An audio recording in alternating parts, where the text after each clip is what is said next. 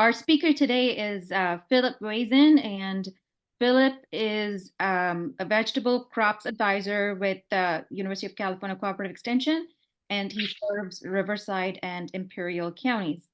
So Philip's background is in plant pathology, and he did his work with an emphasis on nematode ecology and management in agroecosystems. His current research work and extension efforts are aimed at addressing challenges including but not limited to pest diseases, soil health, and soil fertility in low desert growing conditions. One of the key challenges that Philip has seen in the desert vegetable cropping systems is the low organic matter in the soils.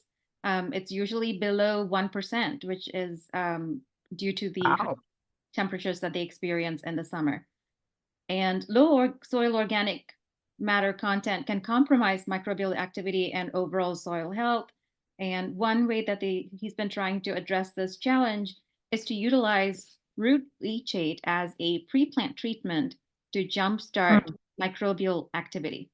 So Philip's talk today will share preliminary findings on using root leachate to stimulate microbial activity in soil organic matter deficient soils, for example, like bell pepper and cantaloupe cropping systems. Thank you, Phil, again for presenting. If you want to go ahead and start your presentation. All right, thank you, Aparna and the team for inviting me. So I guess this is the second time I'm speaking on this, I guess, nematode-related topic. So let me see. So I think there was a topic that I sent earlier that was circulated online, but I guess, just putting in all the, the main findings as a topic, I guess it's more, I guess, interesting. So I just extract the main findings out. So root leachate treatment increased beneficial nematodes and improved plant growth. So this can be an organic option for vegetable growers, which is relevant to this talk. So I have so this is a picture of a field trial in Porcella Verde Agricultural Research Station where we did a melon trial, with and without root leachate.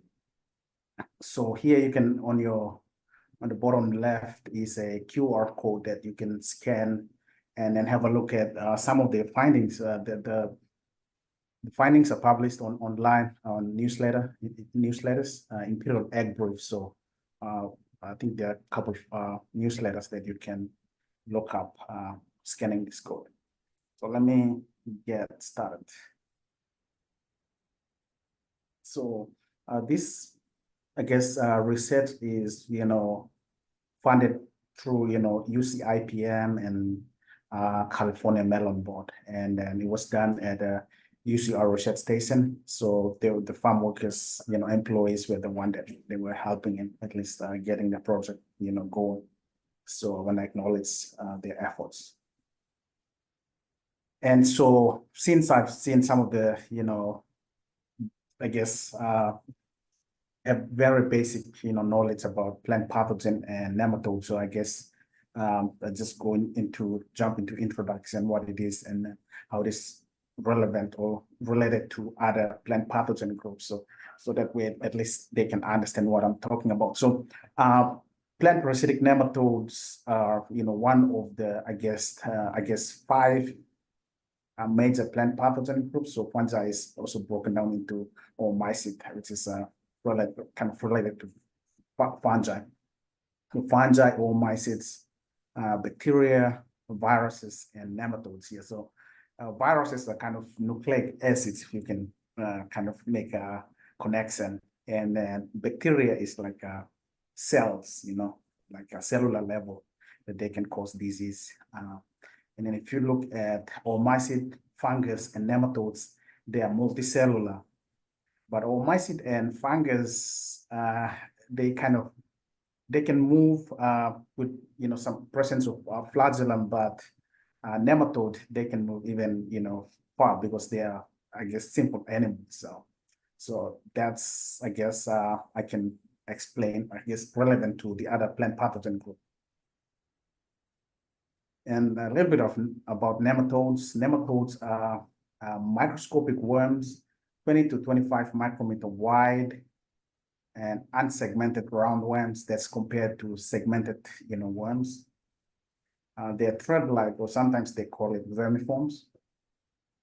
And then if you cut it into, longitudinally from the mouth to the tail, it's going to be bilaterally symmetrical, means it's going to be 2 equal parts. And they're simple animals, just like, us, I guess. They have digestive system, nervous system, excretory system, reproductive. They can either do asexual or sexual reproduction.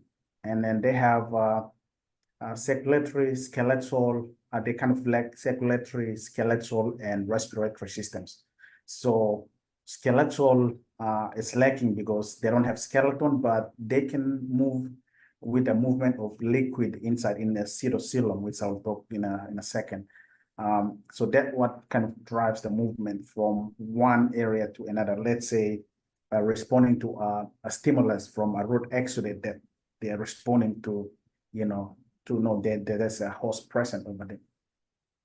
And then they don't have, I guess, robust respiratory system, so they absorb, oxygen. They're aerobic organisms. They need oxygen, so they absorb oxygen through the cuticle, through the skin. So moisture is very important for their, I guess, activity. So if you're thinking about managing it, reducing their moisture level can, in a way, affect their life cycle and overall reduce the nematode population, which in the desert is common. They do a fallow where moisture is reduced. Extreme temperature in the desert, in a way, can reduce nematode pressure before the next cropping cycle starts. And so this is the cytosol that, this is a kind of a cavity where the water is kept, fluid-filled body cavity. And then so there, where it, moves, nutrients are kind of exchanged and then move in response to, a food source, let's say high carbon dioxide in a root where the plant is kind of indication of the host, so they can respond to that. So they have that, I guess, ability to do that.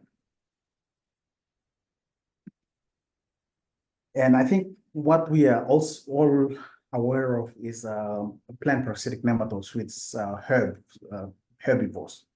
But there are other, beneficial counterparts in the nematode, I guess, overall nematode community in the soil. And there are different nematodes that I'll talk about, feeding behavior and strategies. But let me talk about bacterial feeding nematodes, which is one of the beneficial nematodes. So it is beneficial in the sense that, whatever, microbes, they decompose, organic materials in the soil. And so once the bacteria feeds on, it is whatever nutrient is held inside the bacterial cells are eaten by the nematodes and kind of release the nutrients, make it available for the plants. That's one benefit. Another benefit is, having the abundance can tell how healthy the soil is. If it is one group of, let's say trophy groups, if high number of bacterial feeding nematodes, I know that it's high nutrient cycling is going on, high bacterial decomposition is going on. There is high, amount of, organic materials that have low CN ratio. That means that they can decompose easily by bacteria. In contrast, fungivores, they're kind of associated with high fiber content, organic matter. So more fungal decomposition is associated with high fibrous, I guess, material. So that will reflect the abundance of fungal feeding nematodes. So they can occur in succession. Once bacteria decompose, easy to decompose materials followed by fungal decomposition. And so that, I guess, abundance, succession can tell you that, okay, it's at that stage of, decomposition. So in a way, it tells a story to kind of make an informed decision in agro ecosystem. And then omnivores and predatory nematodes, they are the ones that eat other nematodes. So I guess if you increase this population higher up in the hierarchy of soil food web, then you can expect to control, it's like a top-down regulation where plant parasitic nematodes can be taken care of, fungal feeding nematodes can be also eaten, and then bacterial feeding nematodes. So just without knowing the background of a sample where it comes from, if I look at the sample and then look at this, predatory nematodes, then I know that this soil is from undisturbed, no-till, cropping system. And if I see more fungivore and bacterial feeding nematodes, I know that that area is a vegetable cropping, area where it's, highly disturbed. And so just, overall, abundance can tell a story. So that's what they said there. It is soil health indicator, those benefits of nematodes.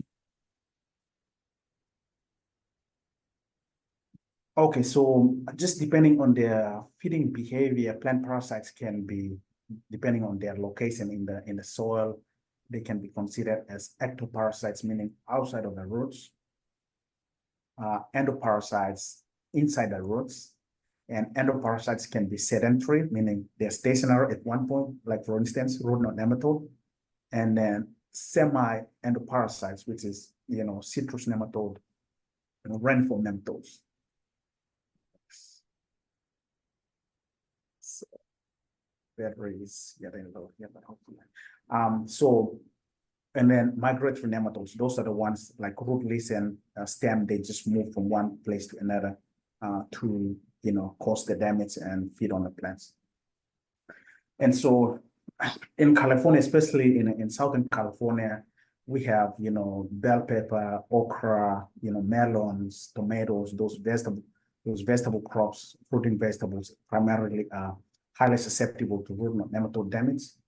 And so, like for instance, bell pepper contributes, or desert production contributes more than 30% of, bell pepper production nationwide. So that's equivalent to more than $70 million. That's the average of in the last 4 years. And so here you can see the infested field has those yellowing symptoms, I guess, background symptoms, but that can be overlapping with, nutrient deficiency or other pathogens. And then here is an example of a plant that is yellowing, and this could be a virus, this could be, some nutritional deficiency, but we sent out the sample to determine what it is, but it's kind of the preliminary findings they found is more related to nematode virus. So we are waiting for the result, but it can be, just overlapping symptoms like that. And then in the desert, they grow, kind of for spring crop, they use a black plastic here. They can plant at the same time with and without black plastic here. So you can see black plastic is kind of stimulate, especially fruiting vegetables. They are warm, heat loving. So just covering the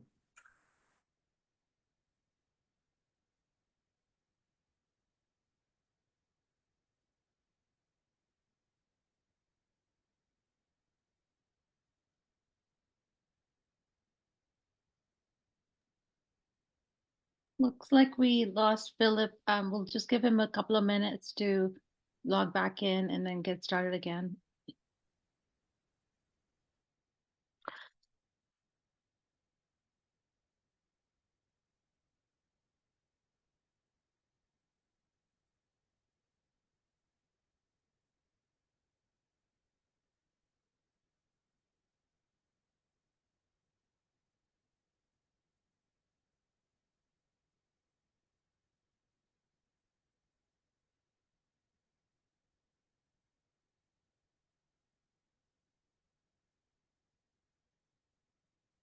So George has a question, if it would be possible to run the series once a month. We try to do it in the late winter, early spring, George, before growers are busy with the regular day-to-day operations on their farms. So, before the whole season starts. That's been our thinking behind it. Yeah, that makes sense.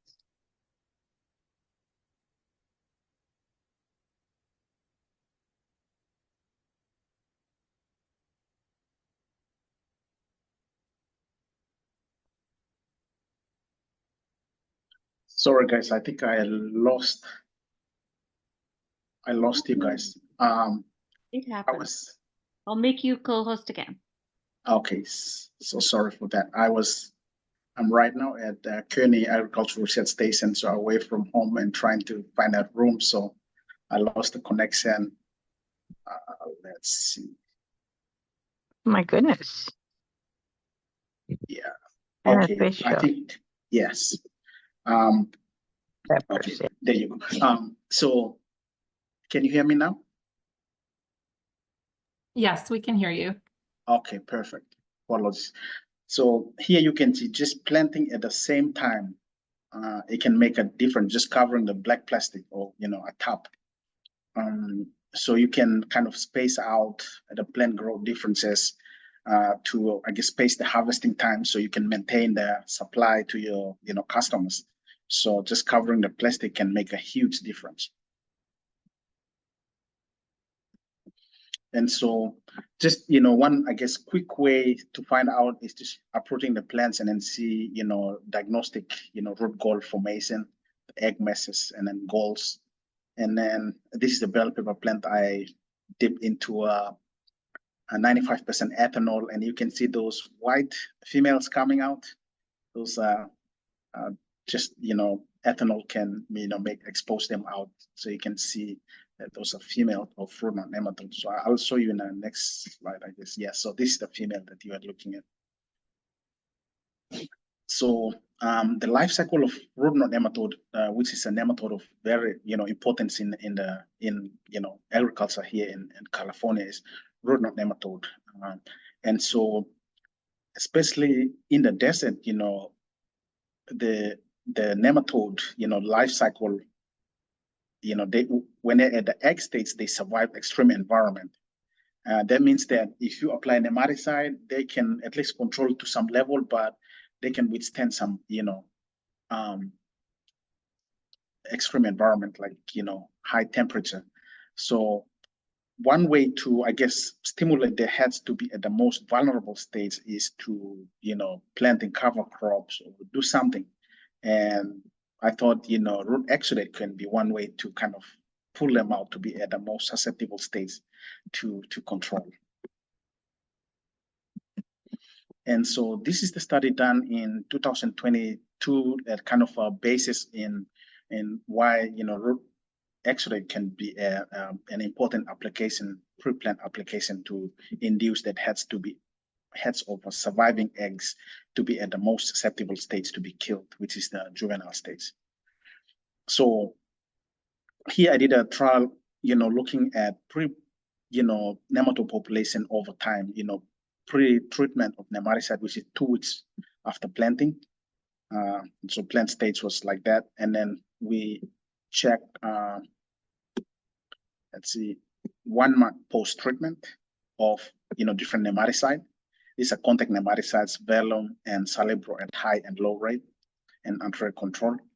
And then we check 2 months and 3 months. So I checked the population, changes over time. And then you can see treatment at this plant stage, there was no nematode detected. But according to a grower that I was working with, he was positive that he knew there's root knot nematode present.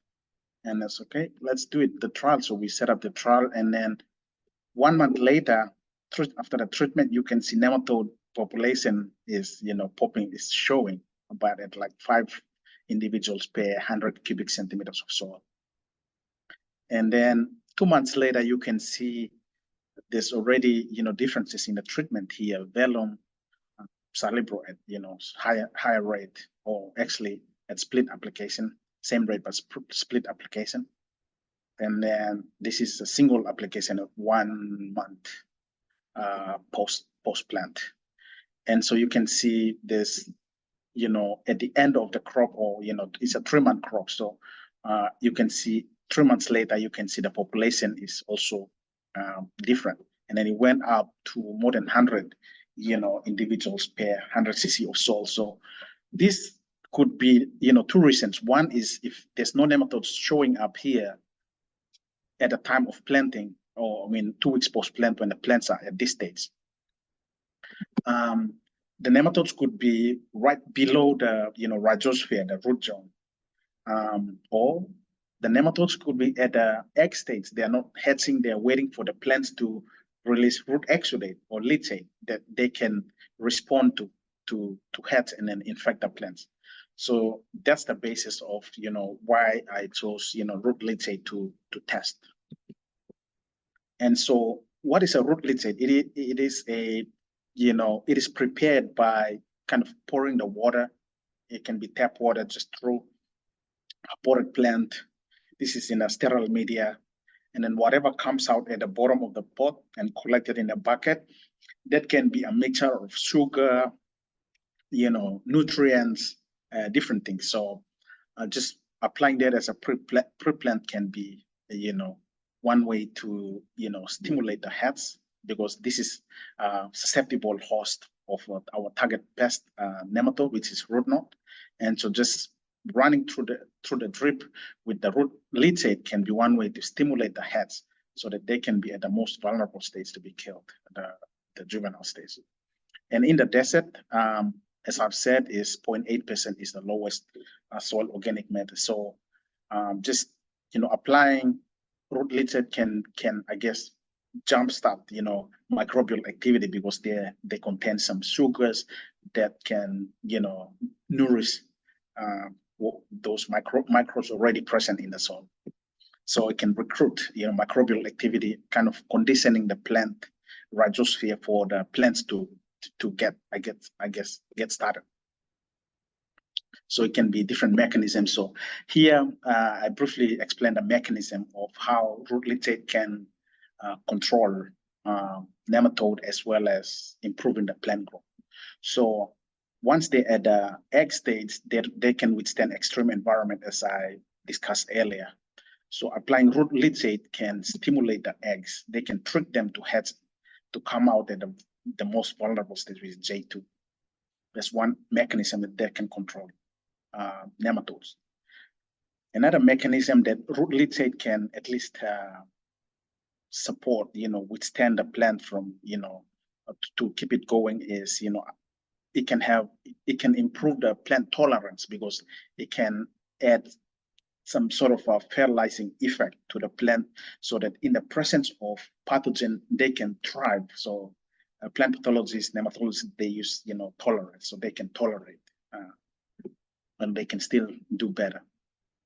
And then another mechanism is boosting the, plant resistance. It can be, different mechanisms. They call it, jasmonic acid pathway, salicylic acid pathway. These are pathways that, application of external, I guess, things can stimulate, or even the infection of other pathogen, infestation of other insect pests can trigger those acid pathways to I guess protect the plant. So just applying those, root leachate can serve that, function. So it can be different ways, not only, providing, or hatching the eggs to be at the most vulnerable stage.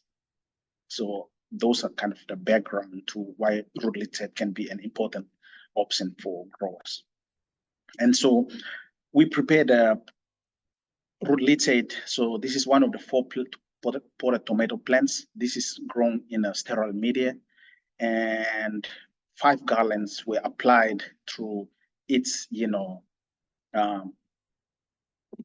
bed. So it was applied through drip, and then there's a tractor here that we connect to pump the root leachate into the beds before we plant. And so there were 2 cropping systems I guess we tested. Bell pepper, which is a huge crop in the desert, and then melon. So you can see it's melon is around $4 million I guess industry in the desert in Riverside County, and then bell pepper is 70 million annually. So there's a huge, they contribute, substantially. So those were the trials that we did. And so soil samples were collected, on a monthly basis from the 8-inch depth, and then subsample of 100 cubic centimeter of soil were collected. And then we prepare setup is called a Behrman funnel. So you put 100 cc of soil up here, and then put a tissue paper, Kim wipes, and then fill up with the nematodes. And this is attached with a vial, 20 ml vial. And then nematodes, the water will be filled up, and then all soil and tissue paper will be soaked up. So nematodes, they just gravitate towards, in response to gravity, they just go down, and then in the next 2 to 3 days, they're all collected here. So you can detach from here, throw that, all the other soil away, and then whatever is here is the nematode. So you can count under the dissecting scope here. So that's a simple setup that I do. And so, in a vegetable cropping system, it's unlikely that you will see, omnivores and predatory nematodes. As I mentioned, they are higher up in the hierarchy of soil food web. It's mostly common in no-till system, these two trophic groups. And so it is not surprising that I see mostly bacterial-feeding nematodes and fungal-feeding nematodes. And for these two trials, I did not find any plant parasite. That's why I won't be presenting plant parasitic nematode data, but I want to present to you the beneficial nematode population response to different treatments. And I want to make an important point here that bacterial feeding nematodes, primarily if you see their number, abundance high, nematode ecologists around the world, they consider this as enrichment index. So just by looking at different trophic groups, they call it a CP value. They can determine high EI value, or enrichment index means high nutrient cycling going on, high bacterial decomposition, and decomposition of low C and organic materials. If you see high fungal feeding nematodes, which is low EI and high CI value, channel index. So I don't want to get you confused, but if you see high CI value and low EI value, that means that it's less enrichment, meaning index, meaning nutrient decomposition or organic matter decomposition is low, is more towards fungal decomposition, and less of bacterial feeding nematodes or decomposition. So what are the nematodes that we've seen? These are the nematode genera I found to be present or associated with, different root leachate treatments. So we applied tomato root leachate, bell pepper root leachate, and anthrax control. And then we've seen that there's no statistical difference here, as you can see, but numerically you can see bell pepper, applying bell pepper root leachate increased at least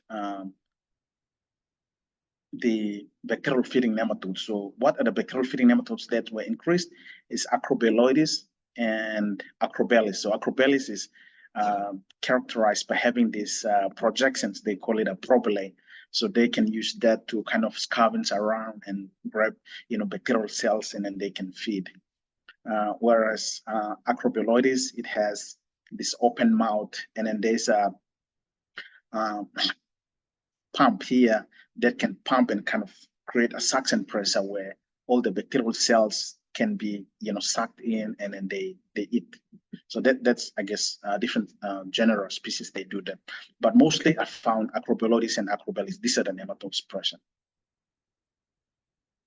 Bacterial feeding nematodes.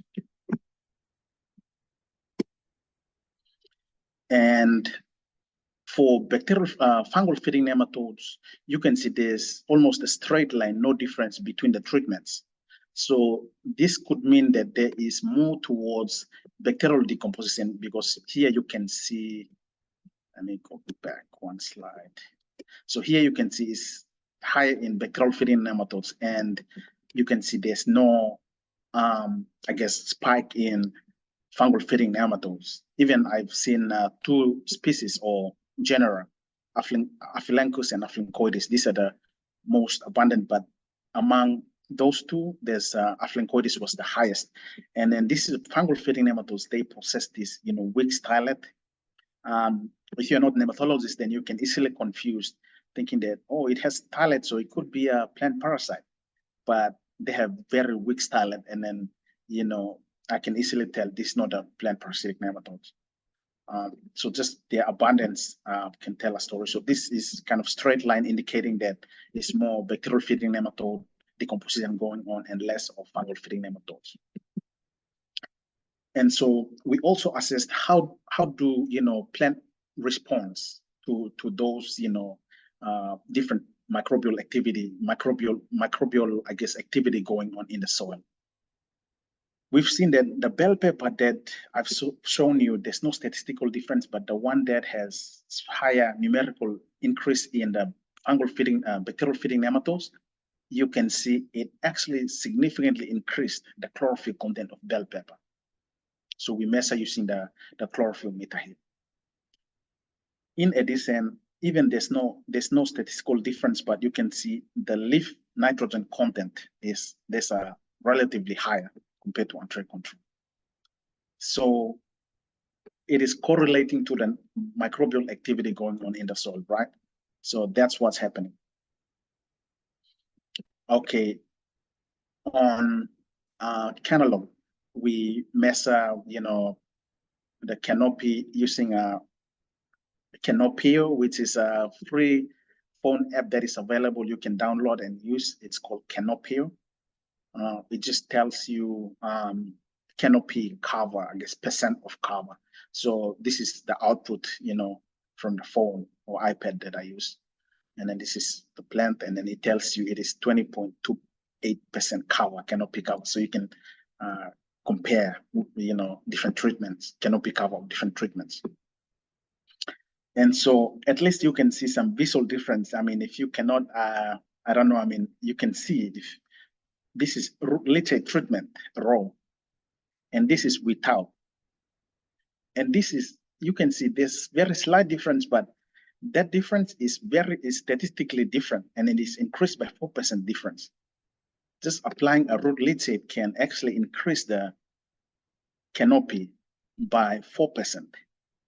And that 4% increase is 4% increase in interception of, you know, sunlight, photosynthesis, you know, production of photosynthetes, sugar, and overall yield it can reflect. So this is interesting, and this is, I guess, at the preliminary stage, but these findings are very interesting, and we want to fine tune, you know, application rate, different, you know, rates of, you know, treatment. And we've seen that leaf nitrogen content and those differences. So where is that nitrogen in the soil coming from? So we see that we measure in the rhizosphere the nitrogen in the soil, and then so you can see if without root leachate treatment, it is right here, and then if you apply root leachate, you're significantly increasing the nitrogen. So this could be two things. One is either the nutrient that is nitrate that is present in the potted plant, there's extra nitrogen we're applying, or it could be that because enrichment index associated with bacterial decomposition is high. We've seen that high bacterial decomposition means high decomposition of organic matter, low CN ratio cover organic materials. That's why high nitrate is available for the plants to you know, I guess, take in, and therefore you see the canopy cover is increased. So that's what happening here. So root leachate, you can just increase the nitrogen, one, because you are stimulating the microbial activity, increasing the mineralization rate of, you know, bacteria, and therefore that's reflected on the increased bacterial decomposition. So that's the story it's telling. So the question is, where is this nitrogen coming from? So let's see, it could be from the, you know, nitrate already present in the soil, the potted plant, or it could be microbial activity. But it turns out that it's mostly to do with microbial activity. So here, this is a NRCS, I guess, recommended test, quick test to determine carbon dioxide respiration. This tells you, I guess, overall microbial biomass of, different treatments. So this is an example of a test I did when I was in Hawaii. This is what I did, looking at entry control background. If it is blue, then that means that there's no carbon dioxide. If it is more yellow, that means that is more carbon dioxide is produced by high microbial activity. So that's what it's telling. But I just wanted to share that, show this picture, since I haven't done myself the Solvita test here, but I sent it to a commercial lab and they did that. But I did that before, so I just showed this picture. So here it is telling the night and mineralization per acre per year. So there's no statistical difference, but just adding the root leachate, you're increasing that tree difference, which makes sense. So what is that carbon dioxide coming from? Is it from beneficials? It could be from, pathogens. So let's see in terms of nematode community. So overall, we've seen that total nematodes, just imagine, just applying the root leachate, you can increase even more than 2 folds. If you don't apply, is 576. That's the absolute, abundance. And so this is total nematodes. So the total nematodes is made up of bacterial feeding nematodes, fungal feeding nematodes, plant parasites, omnivores, and predatory nematodes. So let's look at the breakdown. What are the nematodes trophic groups? So as I've mentioned, I didn't detect fungi, plant parasites, and predatory nematodes, but a little bit of omnivores here. But primarily it is fungal feeding nematodes, followed by bacterial feeding nematodes, followed by fungal feeding nematodes and omnivores. So here, if you look at bacterial feeding nematodes, it's really, really high. So applying the root leachate is actually increasing the bacterial feeding nematodes. And bacterial feeding nematodes associated with, high enrichment index. High enrichment index means high, microbial activity, decomposition of low CN ratio, and kind of release of nutrients that are held in the organic materials to make it available for, the plants to take up. So that's the story it's telling here. So I guess this is short, but I will end it here. And then I guess the take-home message here is application of root leachate increased microbial activity, as we've seen on increased bacterial feeding nematodes, increased Solvita reading, which is carbon dioxide, I guess comparing the microbial biomass between with and without root leachate treatment. And then we've also seen increased N release and improve in plant growth. So root leachate treatment increased beneficial nematodes, primarily bacterial feeders, as we've seen in both bell pepper and cantaloupe, system. And so overall, this, I guess, approach is more practical to, small scale organic growers in the desert. Organic growers limited by obviously the pest management tools. And so this could be a great, management, I guess, tool adding on to, limited tools that are available for the growers. But it can be also applied to big growers. So this is, I guess, a preliminary study I'm presenting to you, but it's really interesting that I'm seeing this observation. So I'll end it here. Again, the QR code is there if you are interested, and then reach out to me. This is my contact details. So thank you so much for listening.